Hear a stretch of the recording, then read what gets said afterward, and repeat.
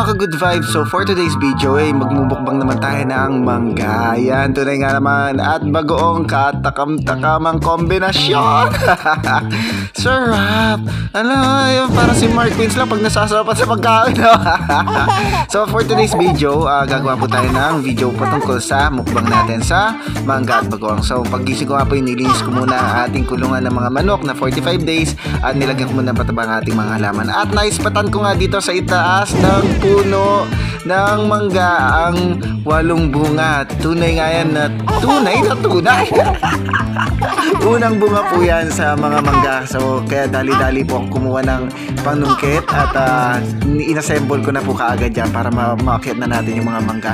Umakit po ako sa bubong at kinuha ko na nga po ang 8 pirasong mangga na napakasasarap talaga. Hindi na ako makapaghintay tikman to nung binibidyo ko. Montage! Yan. Matakam-takam na kayo sa maasim-masim at matamis-tamis na mangga. Ayan po yung mangga natin. So ang ginawa po natin is bumili po ako ng bagoong sa plaza. At ayan po ang ating mga rekado: bawang, sibuyas, siling haba, siling pangpaksiw at saka siling pula, tapos asukal at vetchin. So yan na po yung kakailanganin natin para makapag-isa na po tayo ng ating masarap na bagoong. At dyan nga po yung minadali ko na po yan nung gumalaw na naman ang flash moves ni Kuya Mark. Tingnan niyo po, sobrang bilis ko magluto, di po ba? Inuno ko na po yung bawang, sibuyas, pagkatapos yung mga sili, pagkatapos nilagay ko na po yung ating bagoong at ng asukal. So siguro yung bagoong po natin dyan nasa siguro kalahating kilo po siguro. Tapos nilagyan ko yan ng 1/4 na asukal at isang buong pakete ng betchin.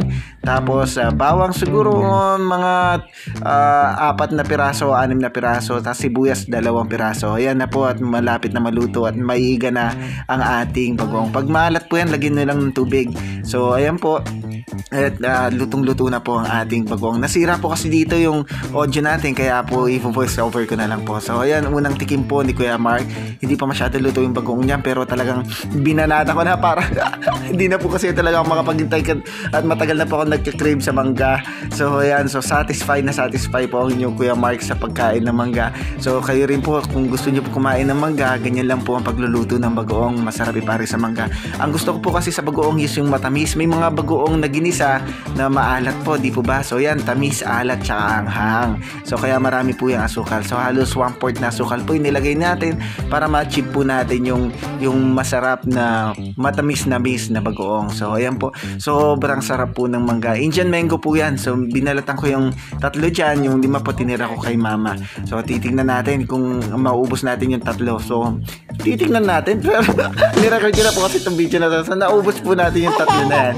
Guarantee po talaga na masarap. Tapos binuksan ko pa po yung pang-4 na mangga. So sobrang sarap po. So ngayon pong panahon na to is malapit na naman po magtagmanggahan. At ayan po, kung gusto nyo pong magmukbang ng mangga, kung gusto nyo pong kumain ng mga mangga, ay sobrang sarap po niya. Napakasustansya din po ng mangga. Rich in vitamin C rin po yan kasi yung asin po niya. Tapos marami pa po mga vitamins at minerals na kasama yan. So sana po nagustuhan ninyo at alam ko pong medyo nagugutom muna kayo sa pagkain ng mangga. Nagka-crave kayo sa pagkain ng mangga. Ang sarap po talaga. Nagpapaingit pa si Kuya Mark. Yun po yung unang bunga lang po ng ating puno, kaya po kinuha ko po yan para mabuhay natin. So sobrang tagal ko rin po hindi na makanakan mas po ganun bago po ako seasonal. Kung pero sa merkado po lagi pa naman po tayo po tayong pambilihan, like po sa akin. So syempre nagigilam ng mga puno. So ayan po, atin ko na nga po yung pagkain natin dyan ng ating mangga. At sana nagustuhan po ninyo. Papakita ko po muna sa inyo ang ating pagmumukbang. At ito nga po ang health benefits sa pagkain ng raw mangoes are rich in an antioxidant including lutein and zeaxanthin, which improve vision and eye health.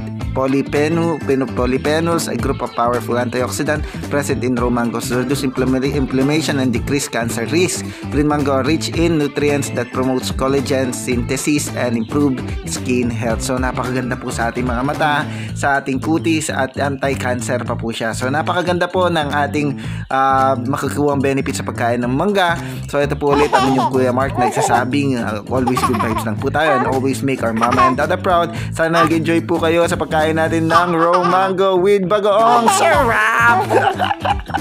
So, paki-like and subscribe po sa aking YouTube channel at follow nyo po ako sa aking Facebook page for more videos. Maraming salamat po sa walang sawang panonood. God bless po sa ating lahat. See ya! Sarap!